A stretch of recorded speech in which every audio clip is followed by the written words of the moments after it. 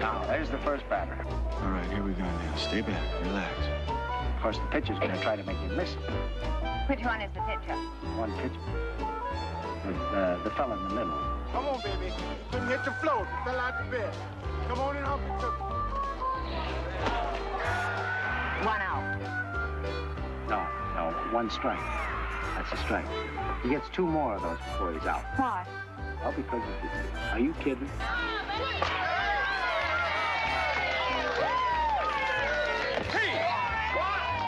Say, he's out a mile. How much are they paying you, one-eyed chiseler? What are you doing in the wintertime? Burn down hospitals? Took his foot off the base, you see, and he's claiming that he didn't. Got as much right here as anybody, and more than most, because they come here all the time. Ask the usher. Ask the ticket office. First in line at the opening game. If the shortstop had kept his, if the shorts, For most of us, understanding baseball is not that difficult. After all, it is our national pastime. And whether it's played in vacant lots or playgrounds, country pastures or city streets, it is a game that has fascinated most Americans, including those of us in Hollywood. There have been about 100 movies that have used baseball to tell a story, and they straddle all genres: comedies, dramas, mysteries, biographies, even love stories. Actually, they haven't been so much about baseball as about life. In fact, it seems that over the past century, Hollywood has used baseball to depict the best aspects of our nation's character. Now listen to me. This game of baseball is only 1/2 skill. The other half is something else. Something bigger. You gotta have heart. All you really need is heart. When the odds are saying you never win, that's when the grin should start. You gotta have hope. Mustn't sit around and mope. Nothing's half as bad as it may appear. Wait till next year and hope. There's the pitch. When your luck is batting 0, get your chin up off the floor. Mister, you can be a hero. You can open any door. There's nothing to it but to do it. We've got heart, miles and miles and miles of heart. Oh, it's fine to be a genius, of course, but keep that old horse before the cart. Who minds them pop bottles flying, the hisses and boos? The team has been consistent. Yeah, we always lose, but we're laughing 'cause we've got heart.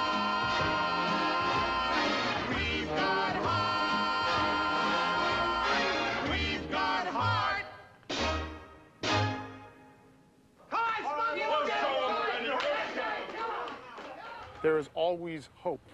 Very American notion. You know, manifest destiny. Tomorrow is another day. Gone with the wind.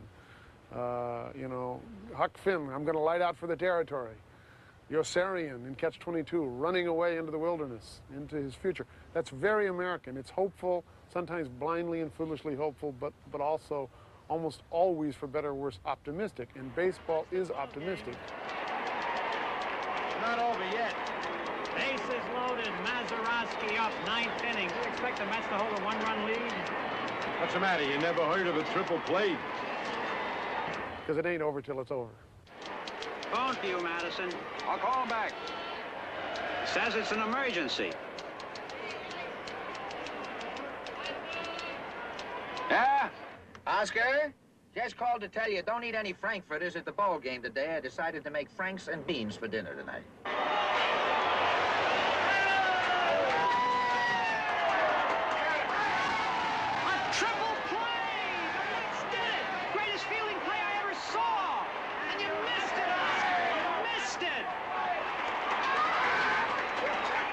Are you crazy?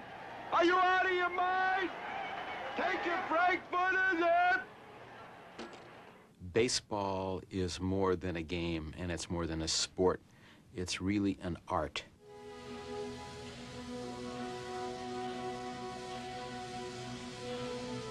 Baseball, in a lot of ways, is a metaphor for America and for the American mythology. The pitcher against the batter. That's the gunfight in high noon.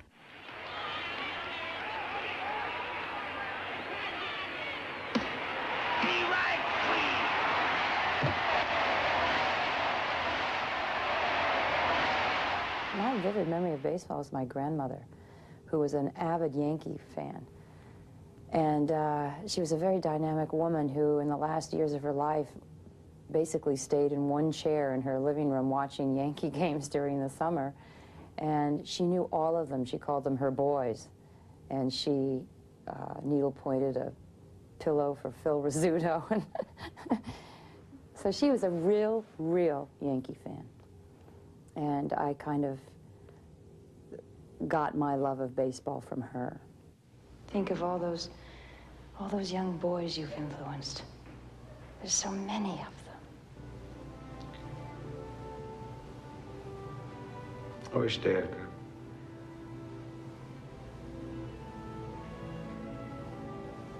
God, I love baseball. Whether it's the past we all wish we had, or the childhood of America, or the pastoral dream that we've lost a long time ago, or sort of like the Declaration of Independence, something we'd like to live up to, but we never can. Somehow it is this ideal place that's safe, that we all return to and really can't stay sane without, and that will never change. The one constant through all the years, Ray, has been baseball. America has rolled by like an army of steamrollers. It's been erased like a blackboard, rebuilt and erased again. But baseball has marked the time. This field, this game, is a part of our past, Ray. It reminds us of all that once was good, and it could be again. I'd like to get one at-bat in the big leagues. I want to get into the encyclopedia of baseball. Your powerful bludgeon and sparkling play will inspire the team to greatness. We'll call you Hardy. Joe Hardy. Pinch hit in the bottom of the ninth, down by 10 runs or up by 10 runs. Who cares, you know? I mean, I don't know. I don't think it'll ever happen, but you never know.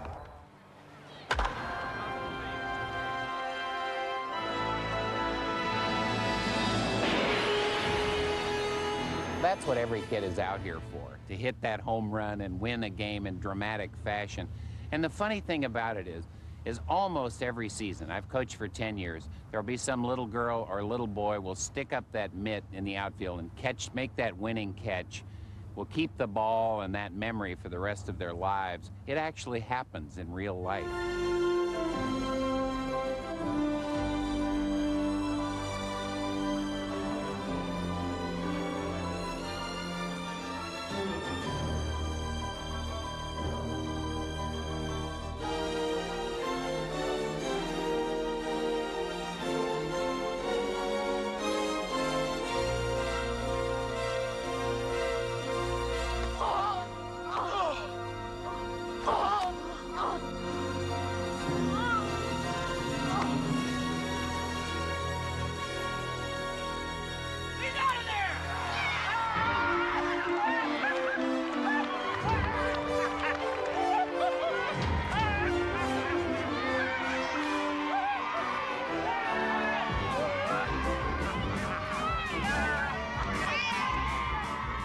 Men understand. They may not be able to justify it, but they definitely understand it, people of our generation, how you remember not only what Don Mossie's 1961 baseball card looked like, but the exact expression on his face, or whether Bob Perky was in his throwing motion on the 1958 card, or whether he was in the set. So do you hate baseball? No, I like baseball. I just never understood how you guys can spend so much time discussing it. I mean, I've been to games, but I don't memorize who played third base for Pittsburgh in 1960. Don Hoke. Don Hoke. Beat you. See, that's exactly what I mean. You're holding your dad's hand, you come up that tunnel, and all of a sudden you see it, and it hits you the way Oz hit Dorothy. I'm 7 years old, and my dad takes me to Yankee Stadium, my first game. We're going in this long, dark tunnel underneath the stands. I'm holding his hand, and we come up out of the tunnel, into the light. It was huge. How green the grass was, brown dirt, and that great green copper roof, remember? And we had a black and white TV, so this was the first game I ever saw in color. Sat there the whole game next to my dad. Taught me how to keep score. Mickey hit one out. Everybody knows what baseball is, and it's just a national pastime. People will always love baseball, I think. I've tried them all, I really have. And the only church that truly feeds the soul day in, day out is the Church of Baseball. I have a 5-and-a-half-year-old daughter who loves to come out in the backyard and try to hit a wiffle ball. Will she ever be a baseball player? Gee, I don't think so. All these girls gonna be in the league? You wish. You do wish. They're gonna have 4 teams, 16 girls to a team. That's right. 64 girls. Yeah, what are you, a genius? You know, they got over 100 girls here, so, some of you are gonna have to go home. Yeah, sorry about that. Come on, Doris. Those people are jerks. What do you mean, some of us? Do it. Okay, some of them are going home. Hey, how did you do that? It's individual achievement. You're out there for all the world to see, and you either go to glory or fall on your face in full view of everyone. It represents the great American dream in lots of ways. Sometimes, when you're feeling right, there's a groove there, and the bat just eases into it and meets that ball. When the bat meets that ball, and you can just feel that ball just give, and you know it's going to go a long way. Damn, if you don't feel like you're going to live forever. And it's a dream that translates beautifully onto film.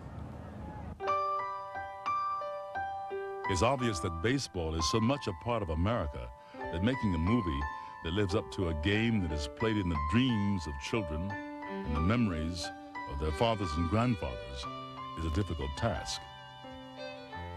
You can't help but be affected by it. It's sort of tied to some things that I can't even be articulate about, and it gets you. And when you do a movie, you say, so how do I get you? Because it's inherent in the game. And when you bring it to the screen, you have to find a way to translate that story, to find some way to make some kind of connection, whether you're doing it realistically, as a fantasy, and what is it that makes that connection to the audience out there in the dark.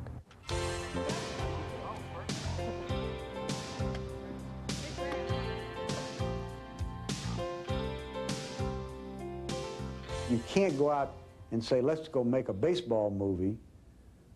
It has to have a story. I mean, you have to have something you're telling. I'm trying to help you, Jim. No, you're not. You don't care about me. You never gave a damn. Win, Jimmy, win. That's all you ever cared about. And you're killing me. You've been killing me for years. Yes, you haven't. It's too much. I can't give you any more. I got nothing left to give. I think it has to be about something. It has to be about a situation, or it has to be about a character. Monty Stratton has not won just a ball game. He's won a greater victory. As he goes on pitching, winning, leading a rich, full life, he stands as an inspiration to all of us. The good baseball movies are good movies first, then baseball. I think it's a trap to think that there's something special you have to do with a baseball movie.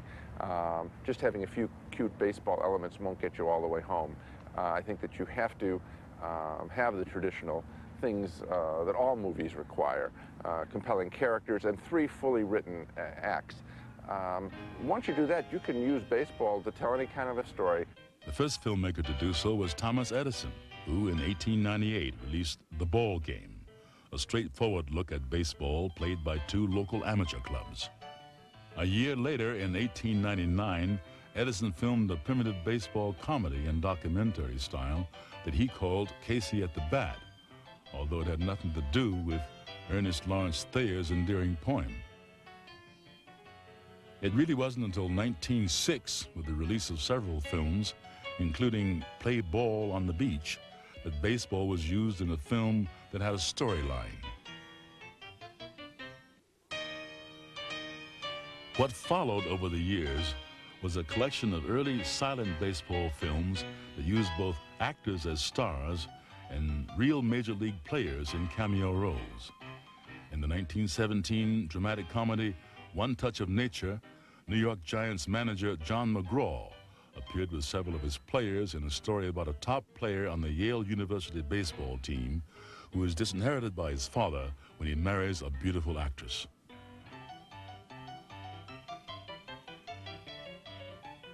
The player then goes on to join the New York Giants, and only when he helps to win the World Series does he regain his father's affections.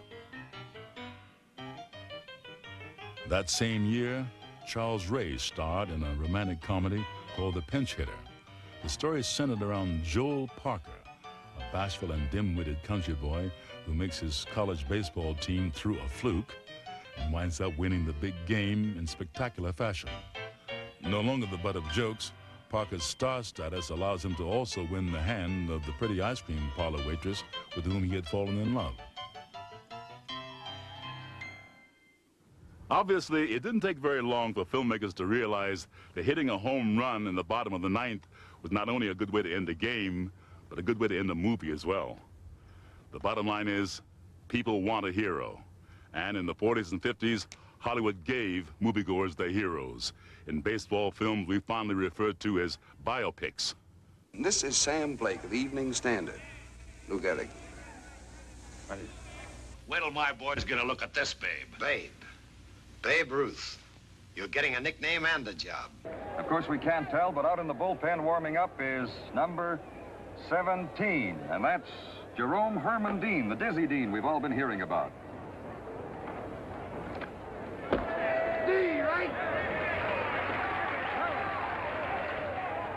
A typical baseball biopic was either about a player who overcame adversity or was a legend of the game.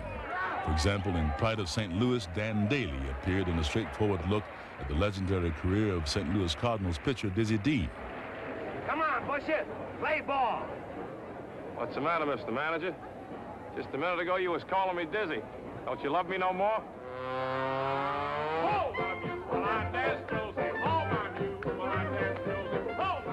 As Grover Cleveland Alexander in the winning team, Ronald Reagan did both.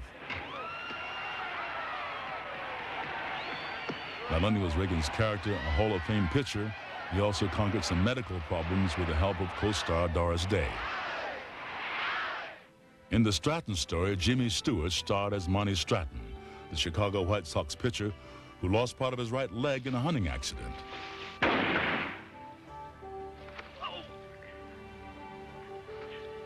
The storyline then follows Stratton's attempt to return to the mound with the help of his wife, who's played by June Allison. I think I know what I did wrong. Come on, let's throw some more. Hey. That's the first time I ever been kissed by a catcher. Oh, catchers don't do that, huh? Not as a rule. Sort of slows up the game. Another classic movie that dealt with a player's hardship was Fear Strikes Out. Carl Malden and Tony Perkins starred in the story of Jimmy Pearsall, whose career was interrupted by a bout with mental illness.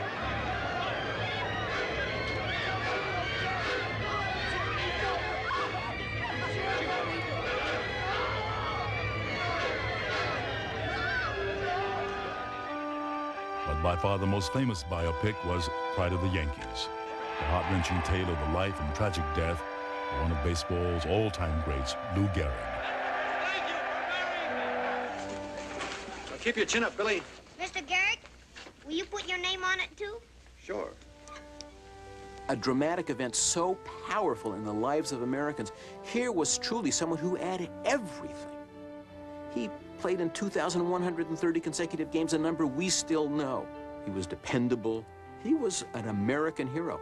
And Hollywood made a serious movie. It was nominated, I think, for half a dozen Oscar nominations. And deserved the nominations. And this is a movie where the drama doesn't happen on the baseball field, it happens off the baseball field. But it's about someone everyone knew, someone everyone loved. I won! Fair and square, I won! What is it, Lou? It's important to us to know about the fragility of life, and nothing describes that better than the athlete, the big, strong man cut down in his time. that's vital for us to be connected with nature, with God, and with ourselves. The strong, silent American, almost cowboy. Lou Gehrig is a cowboy, conquering great odds, and they're doing it always being humble and always being modest. Even in death, he's saying how lucky he is. Today, I consider myself the luckiest man on the face of the earth. Pride of the Yankees is really only incidentally a baseball movie. There are some baseball scenes. It's a love story. It's a 1940s love story with Teresa Wright as Eleanor Gehrig and Gary Cooper, a tremendous leading man of that era, as Lou Gehrig. And, you know, the song Always running through the whole film. I'll be loving you always with a love that's true. It was very much a love story set against baseball, but not only the love story between those two people, but the love story between America and baseball. Lou and Eleanor's relationship in Pride of the Yankees was not unique. In fact, the interaction between the baseball star and his supportive wife was a central theme in many baseball movies. When the things you've planned need a helping hand. You've given me what I needed. But I haven't given you anything. You've given me everything I needed. I keep saying to myself that I'm just the same as everybody else, but I wanted to prove it. I wanted to show you. You don't have to prove anything to me, darling. Well, maybe I don't have to, but I wanted to. I'll be there always. Usually the role of women in a baseball movie is as the salvation of the great ball player who's at home on the field but has trouble getting things in focus off the field. And she's got a clearer view of everything besides baseball than he does. And she waits in the wings as his support and salvation. The best fan that there is in the world. They're always there in the stands, ready. I will understand always, always. When a supportive Glenn Close appeared in the 1984 film, The Natural, it became one of the most talked about scenes in the movie. I think she probably understands his need to excel and believes in him, probably more than he believes in himself. And it's that which she's able to project. But that shot was very interestingly designed by the cinematographer. They had put me in a hat that had very, very thin silk brim, and they waited until the exact time of day where the sun was actually beaming down through a slit in the back of the stadium. This beautiful yellow light has the aspects of fairy tale and magic. There was, however, one woman with an entirely different approach to helping her man, the hip-talking, baseball-loving Annie Savoy in Bull Durham. It's my job to give him life wisdom and to help him get on to the major leagues. Susan Sarandon's character is the most rhapsodic fan that maybe has ever existed in the movie. She speaks beautifully about baseball. Walt Whitman once said, "I see great things in baseball. It's our game, the American game. It will repair our losses and be a blessing to us." You could look it up. I looked up your records. You what? Mm-hmm. You hit 227 home runs in the minors. That's not bad. I think that fans can connect with her, and that's so interesting. That's such a fresh choice. Despite my rejection of most Judeo-Christian ethics, I am, within the framework of the baseball season, monogamous. Not for just an hour, not for just a day, not for just a year, but always. Especially when I'd almost given you up. I should have written off. As Rachel Robinson, Ruby Dee took the more traditional approach of the supportive wife in the Jackie Robinson story. Then when this big chance came, I didn't want to tell you about it. I wanted to be sure I had the contract signed and everything. I didn't come from any specific knowledge of the game. I came from the excitement of Jackie Robinson being the first black man allowed to play baseball in the major leagues. Now batting for the Black Panthers, Jackie Robinson, shortstop. The Jackie Robinson story is unique because the film actually starred Jackie Robinson, the only baseball player to portray himself in a biopic.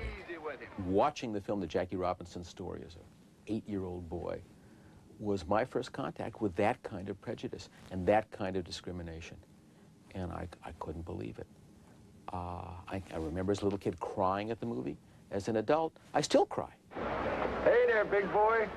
What you all doing on a white man's field? You better get your carcass out of there before you get rode out. Here's a brother of yours, Jackie. Why don't you take him along? He wants to get into baseball, too. The conversation between him and the actor's name is Minor Watson, who plays Branch Rickey, was a conversation that happened. Mr. Rickey, do you want a ball player who's afraid to fight back? I want a ball player with guts enough not to fight back. You got to do this job with base hits, stolen bases, and fielding ground balls, Jackie. Nothing else.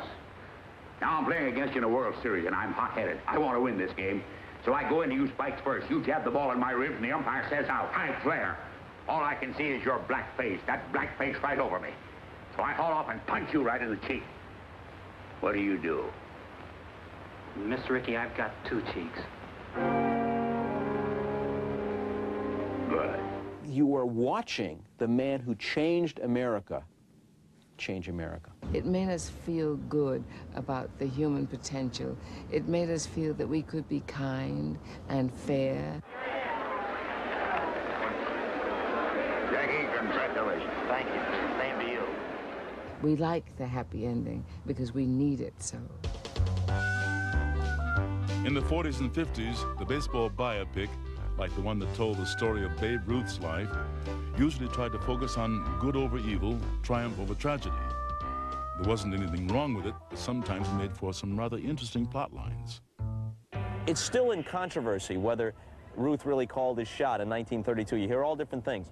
In this Babe Ruth story, Bendick stands there and goes,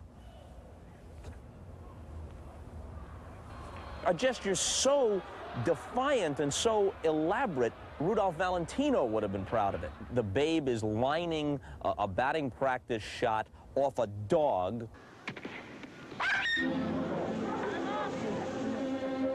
In full uniform, he leaves the park, doesn't play in the game, takes the dog to a regular hospital. Where's your operating room? A staff surgeon performs a veterinary miracle and saves the dog. Hi, Pee-wee. You all right, Pee-wee? Look, babe, Pee-wee's all right. He knows me. Ah, gee, babe, you're wonderful. Then, 15 years later, this guy's an oncologist who's going to operate on the Babe while he's dying of cancer. Sure, I got you pegged now. You're the guy who saved that little dog's life in Chicago. I'm the guy, babe. While this is happening, there are children literally singing hymns beneath the Babe's window. If you consider Take Me Out to the Ball Game a hymn, and I do.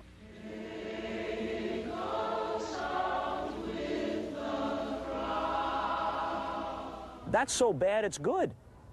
You know, that's better for me as entertainment than a lot of modern baseball movies that miss, because it's so absurd that you got to take it on its own terms. Comedy was not always so unintentional in baseball movies. Many of baseball's early silent films were always good for a laugh. Even Fast Company, the first baseball talkie, was a comedy. One of the first in a long line of features that was not afraid to laugh at our national pastime. Are you crying? No. Are you crying? Are you crying? There's no crying. There's no crying in baseball. Excuse me, I'm Bill Johnson. Jonah Evans registered me for the new term. Yeah, I've been expecting you, Mr. Johnson. Sit down. Yes, sir.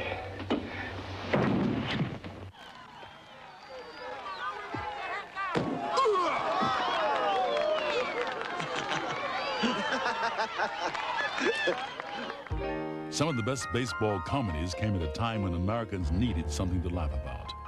The Depression crippled the country. The spirit of America was broken, and movies helped to bring some light to a darkening world. It was frighteningly terrible. And for escape, people went to the movies. Times were tough and you were down and out, you wanted to laugh and you wanted to escape.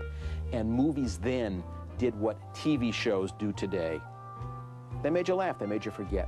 Joey Brown was a terrific comedian, and the movies had a huge following because people just had fun. They needed that release. Look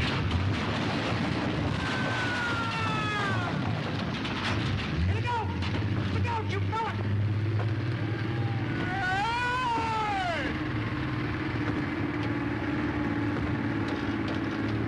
How many games did you win last year? Only 28. Had malaria most of the season. Malaria, huh? Yep. Where can I send the rest of our pitchers to get it? That was a good one. Joey Brown's classic comedies were forerunners to the slapstick baseball comedies of the 40s and 50s. To make slapstick work, you have to be dealing with something that everybody is familiar with. An assembly line, for example, lends itself very neatly to slapstick because it's very ordered and we're very familiar with it. So when somebody comes in, like Lucy Ricardo, and screws up the assembly line, we laugh twice as hard because we know how the assembly line is supposed to work. And the same thing applies to baseball. Where's the ball? Yeah!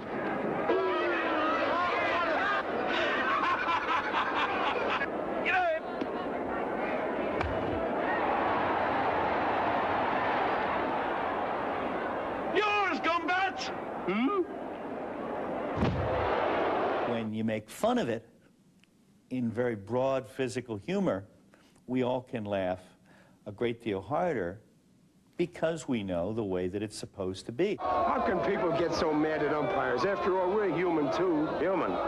Go on. Umpiring is the lowest thing that can happen to a man. Stetson's leading 3-2, top of the ninth. It's been a bad day for the Longhorns. And for the umpires, too.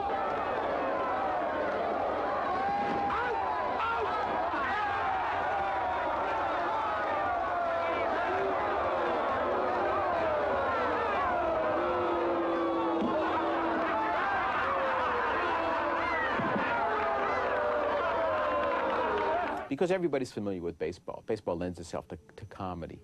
Because baseball is a family game, it lends itself to family comedies. And I loved the movie Rhubarb because I was a Brooklyn Dodger fan when I was a little kid.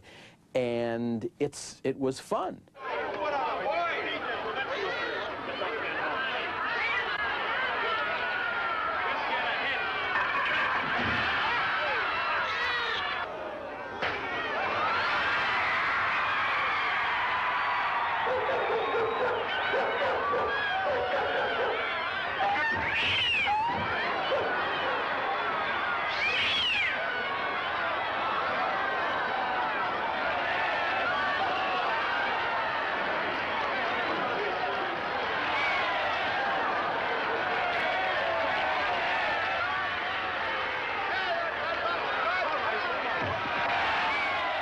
Happens every spring, which I adore with Ray Milland when he has the pitch that the professor who develops a thing that can't hit wood.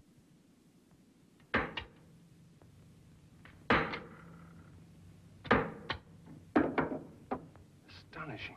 And basically, the guy's cheating through the whole movie. I mean, he's doing an illegal pitch, he's cheating, and everybody loves the guy. He's done it. He's done it. He's pitched a no-hit, no-run game. O'Brien to Ryan to Goldberg. In 1949, Stanley Donen helped baseball break into musical comedy when he wrote Take Me Out to the Ball Game.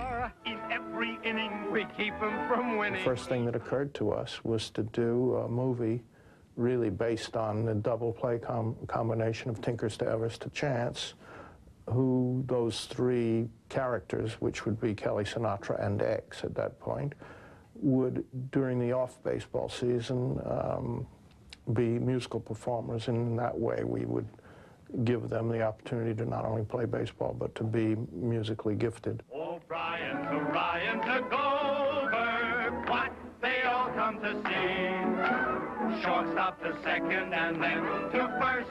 Just 1, 2, 3, oh, the unholy trio, the way that we move on the diamond. It is sheer poetry. Winning the games from the spring to the fall. It's just all for one and it's just one for all. The three musketeers of the bat and the ball. O'Brien, hey! To Ryan, hey! To goal, hey! Bird. Hey, hey! I always get. Nearly a decade later, Donnan directed Damn Yankees, which starred Gwen Burton as Lola and Tab Hunter as Joe Hardy. What I came for. Lola wants, Lola gets. You'll never win. I'm irresistible, you fool. Give in. Give in. Although the movie was well received, it pretty much signaled the end of the light baseball comedy. Boy! In fact, it would be nearly 20 years before Hollywood would begin making a new kind of baseball comedy. One of the first was in 1976, when Billy D. Williams and myself appeared in a comedy about the Negro Leagues. Happy 4th of July from the bingo long, traveling all stars and movie kings.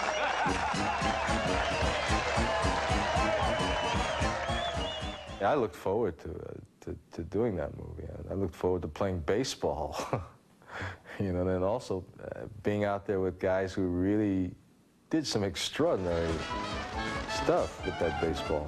Or driving along, and he'd throw it out down the road, and it would spin back, come back to the guy. I mean, stuff like that. That stuff was really happening. It was amazing to me. We'll start with something easy, like batting averages. See, you take the number of times a man been at bat, and you divide that by the number of times a man got a hit. Like me, I've been at bat 100 times. I got 25 hits. That's simple, right? 25 going to 100 4 times. Gives me a batting average of 4. That's wrong. Strut your stuff. And if they tell you you ain't good enough, don't you get the blues? That same year, the Bad News Bears also broke new ground by realistically harpooning a piece of Americana that almost every kid participates in, Little League.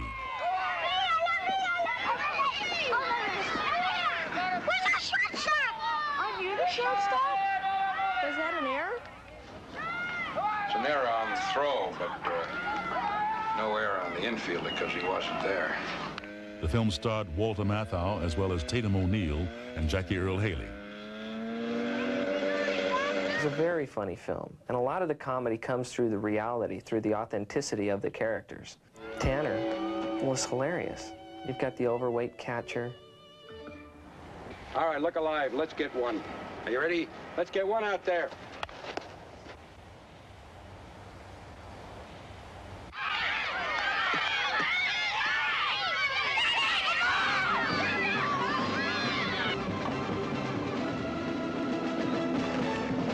I saw a lot of truth in the Bad News Bears. I enjoyed it very much. I think about the only difference I can see is that Walter Matthau, you know, drank beer in the dugout, whereas we have to wait and drink till after the games. And we drink a lot. Little League coaches do tend to drink quite a bit. Off the success of Bad News Bears, moviegoers might have expected more realistic baseball comedies. But it wasn't until Bull Durham in 1988 that Hollywood would take another insightful and funny look at the game. What the hell's going on out here? Well, Nuke's scared because his eyelids are jammed in his old man's hair. We need a live, was it a live rooster? We need a live rooster to take the curse off Jose's glove, and nobody seems to know what to get Millie or Jimmy for their wedding present. Earlier that week, I had to get a wedding present for somebody, and I had asked my wife what to get, and she had said, well, candlesticks always make a nice gift, or find out where she's registered in a place setting or two. And I figured, you know, why not? Let's go for it. Candlesticks always make a nice gift, and maybe you can find out where she's registered, maybe a place setting, or maybe a silverware pattern's good. And then I gave her the old Bob Hope, okay, let's get 2. Okay, let's get 2. Here we go. Bull Durham was writer-director Ron Shelton's homage to life in the minor leagues. It starred Kevin Costner, who brought a much-needed touch of realism to his role as a veteran catcher. Now batting for the Bulls, number 8, Crash Davis. Costner was nearly perfect as Crash Davis in Bull Durham. He had the person down, and he had the movements of the ball player down. Bring it, bring it. Unfortunately, it has not always been easy to find an actor with Hall of Fame skills. In Pride of the Yankees, for instance, the right-handed Gary Cooper needed some help to portray the left-handed Lou Gehrig. They reversed New York on his jersey, so it said Croy Wynn. And he batted righty, ran to third base, and they reversed the film to make it look like he was a left-handed player. Gary Cooper in Pride of the Yankees was not a good ball player and did not look realistic. But one had the feeling that he, the great actor that he was, that some exceptions had to be made so that he could be playing the part. I don't believe that Bill Dickey could have been very good in that love scene. Those kids don't know what to do with their speed. Actually, when major leaguers like Bill Dickey did get a chance to act, the results were better than Bush League. Even when he was still playing, Babe Ruth found time to star as a leading man in several silent Hollywood films. The Babe then continued his acting career after he retired, usually playing himself.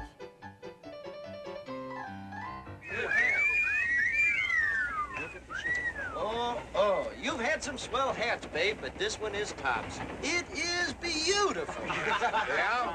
Now listen, you mugs, lay off of this one. If I see anyone touch it, I'll knock his teeth in. Oh, and I'm not kidding. Deal me in. Hey, give me pen. Oh, pipe down, beat Others, like Leo DeRocha of the Brooklyn Dodgers, managed to act much like themselves. I never forget a face, but this time I'll make an exception. Here. But then there was the case of Mickey Mantle and Roger Maris in 1962's Safe at Home. Rick? This is my dad. You sure have a fine boy here, Mr. Lawton. He sure is. The scenes for Roger and Mickey in Safe at Home can charitably be described as wooden.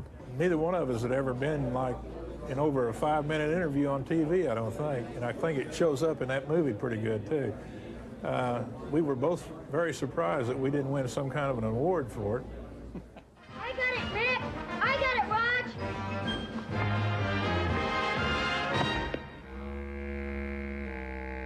Finding a balance between an actor who can play baseball or a baseball player who can act has always been a Hollywood dilemma. Now, it's a major concern to filmmakers. The sports fan today, because of the saturation of television, is less forgiving than ever. We know what fake is. 30, 40, 50 years ago, special effects and cutaway shots, there wasn't television to spoil us. So because of television, I think that you have to have athletes who are also actors. I don't want to go in there. Fortunately, there are actors like that around, like Charlie Sheen, who starred in Major League. You don't want to celebrate in front of guys who just died. 1.3 Major League, we had 35,000 people in the stands, you know, and I was pitching in front of them.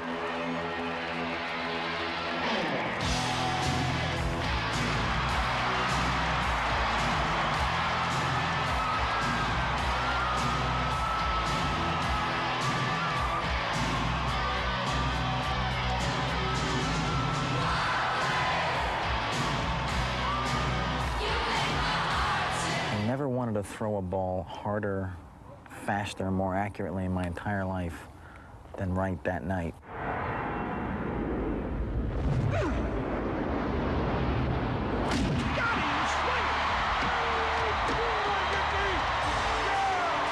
You know, people ask me after Major League, you know, can you really throw a ball 98 miles an hour? And it's like, man, if I could throw a ball 98 miles an hour, I'd be doing this for a living, you know? I wouldn't be making movies. In their search for realism, even contemporary baseball films run into problems. For instance, when he played Joe Jackson in Field of Dreams, Ray Liotta was asked to sacrifice authenticity for expediency. He is naturally a right-handed batter and a left-handed thrower. He said to me, if you want, I will try to learn how to do both opposite. And I thought, in a year, you might look like you could almost play that way. And it was more important to me that he looked like he could play. But I have a more important reaction to that. It's true that that's inaccurate, that he throws and bats the wrong hand. But there's a bigger inaccuracy about Shoeless Joe Jackson that nobody picked up on. The real Shoeless Joe is dead. We show him walking around. It's fiction. Whether they were based on fiction or fact, the baseball movies of the 70s and 80s began to focus more on the human element that surrounded the game. Storyline in films like 8 Men Out, The Natural, or Field of Dreams were not so much about baseball players as about men who happened to play baseball. It was a whole new emotional way of looking at the game. And it was an approach that struck a chord with moviegoers, starting with Bang the Drum Slowly. When the cast was rehearsing, it was right at that moment when they first noticed, hey, there's something different about this film. Rather than have this role model kind of thing and this golden hero kind of thing, I wanted the details to be right. They're bonded as friends because they have to work so close together and live together, and they instruct each other. So they're even closer than people would be often, say, in an office or a school where you go home at night to your own family. Oh, bang the drum slowly and play the fife low. Bang the Drum Slowly starred Robert De Niro as an innocent, young major league catcher with marginal ability who learns he's dying of an incurable disease. Michael Moriarty, who plays the team's star pitcher, befriends De Niro and is able to help both his teammate and himself as he comes to understand his own emotions. You have all these ingredients that make your life apparently successful, the money and everything, but is there a part of your soul that you may lose if you don't act and do the right thing? There must be a clause saying that I and Bruce Pearson will stay with the club together or else go together. Whatever happens to one must happen to the other. He does his best to help his friend, but he also does his best to come to terms with death himself. Everybody'd be nice to you if they knew you were dying.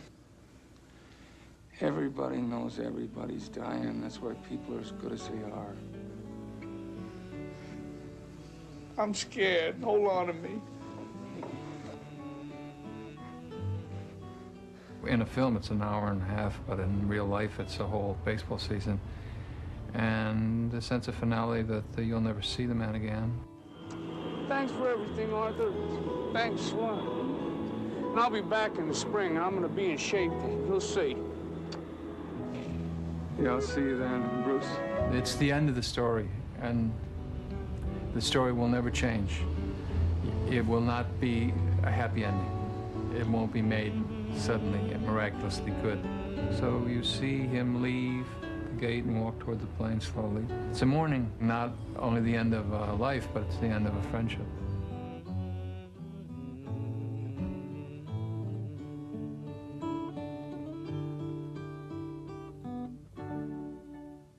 Eight Men Out.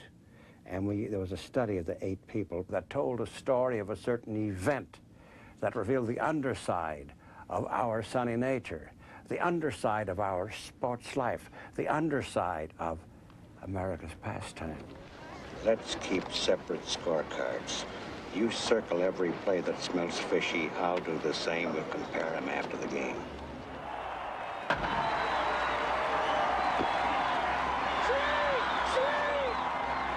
The event in John Sayles' film 8 Men Out was the 1919 Black Sox scandal.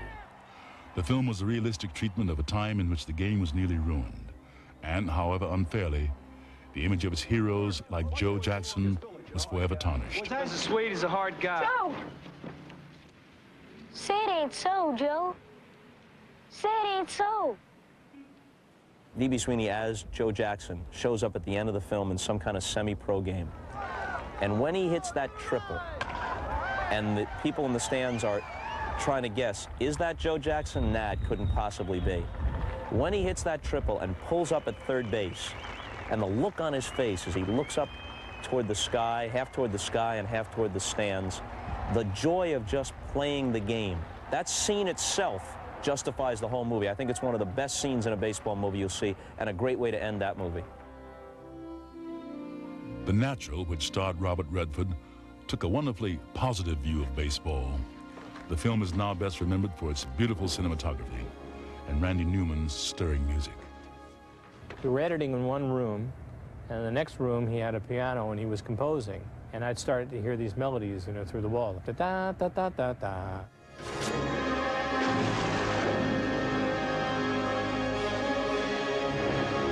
The Natural is a truly, tremendously American story.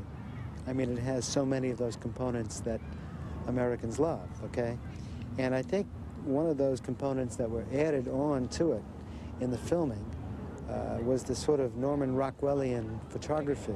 The most beautiful days in the world of playing, you know, baseball, when it was, you know, when the light seems to be, you know, perfect, you know, just the extravagance of all of it was part of, I think, to me, was part of the sense of humor of the piece. That was the kick in what that was about, you know, that you can take it and make it slightly mythical. Will you be the best there ever was in the game? That's right. An integral part of the American dream is winning against the odds.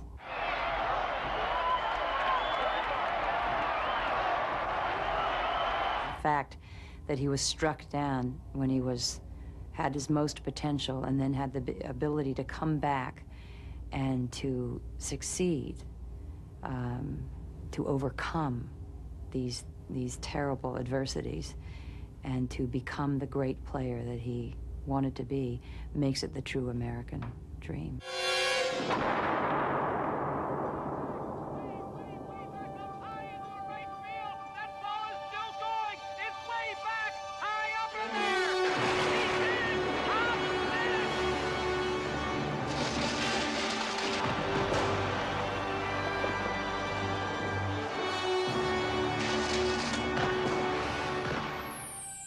Kevin Costner led the cast in Field of Dreams. The film was pure magic, a classic. But the most lyrical baseball movie of them all almost didn't get made. An executive said to me, gee, I just read this book called Shoeless Joe, and I really want you to read it. I said, great, what's it about? And she said, well, it's about this farmer. I said, oh, I'm not really, I'm a city boy. She said, no, this is really good. It's a farmer who hears a voice. If you build it, he will come. If you build it.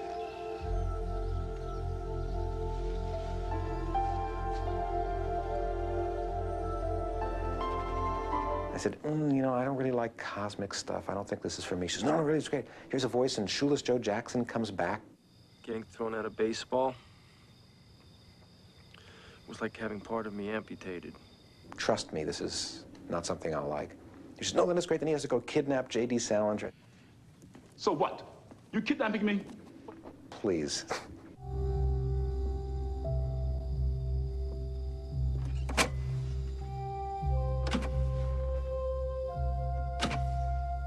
Field of Dreams is absolutely, ultimately, totally the baseball movie. It deals with everything about baseball, from fathers and sons to nostalgia, that baseball is not just sports, and that it has a much deeper roots and a much broader base and can be analogous to so many more things, particularly to the family. By the time I was 10, playing baseball got to be like eating vegetables or taking out the garbage. So when I was 14, I started to refuse. You believe that? American boy refusing to have a catch with his father. In Field of Dreams, Kevin's character strives to reconcile with his father. Hey, Dad? In his succeeding, we're taught the second chances are possible. You want to have a catch? I'd like that.